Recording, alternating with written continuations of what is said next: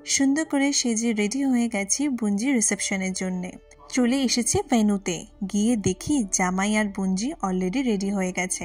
আমার বুঞ্জিকে কিন্তু খুব সুন্দরই লাগছে, আর তার সাথে জামাইকেও বেশ ভালো মানিয়েছে আমার বুঞ্জির পাশে।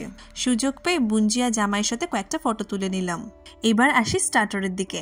শীতকালে বিয়েবাড়ি আর ফুচকা না খেলে হয় নাকি, তাই আমি আর সুমন কিন্তু ফার্স্টে ফুচকা দিয়ে স্টার্ট করেছি। ফুচকা খাওয়ার সময় ছিল আমার পাশে পুনিদিও আমার সাথে ফুচকা খাচ্ছিল। এবার আসি আমাদের নেক্সট স্টার্টারে। নেক্সট স্টার্টার ছিল চিকেন ফিঙ্গার। চিকেন ফিঙ্গারগুলো কিন্তু খুব গরম গরম আর খুব টেস্টি ছিল।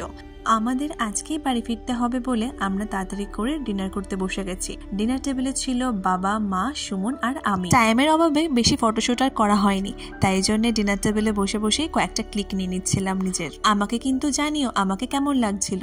আপনাদের সাথে কথা বলতে বলতে দেখুন আমার ফিশ বাটারফ্লাই চলে এসেছে, তার সাথে আছে স্যালাড আর চাটনি। তারপরে চলে এলো নান আর চানা মটর। আর আমাদের আপ্যায়ন করার জন্য চলে এসেছে আমার সুন্দর মাসি। আর এইদিকে সুমনের ফেভারিট জিনিস পেয়ে গেছে, ফিশ বাটারফ্লাই। মনে আনন্দে সে মজা করে খেয়ে যাচ্ছে। মেনুতে দই কাতলা ছিল, কিন্তু আমরা খাইনি। আমরা একদম ডিরেক্টলি চলে এসেছি ফ্রাইড রাইস আর মাটন কষা নিয়ে। মাটন কষাটা কিন্তু অসাধারণ খেতে ছিল। তারপরে চলে এলো চাটনি, পাঁপড় আর মিষ্টি। আর আমাদের সাথে দেখা করতে চলে এসেছে জিজু, মিষ্টি, পাপ্পুদা, পাপাইদা আর আমাদের ছোট্ট পুচকু। আবার দেখা হবে আমাদের অন্য কোনো এক অনুষ্ঠানে। এখন আসি, টাটা।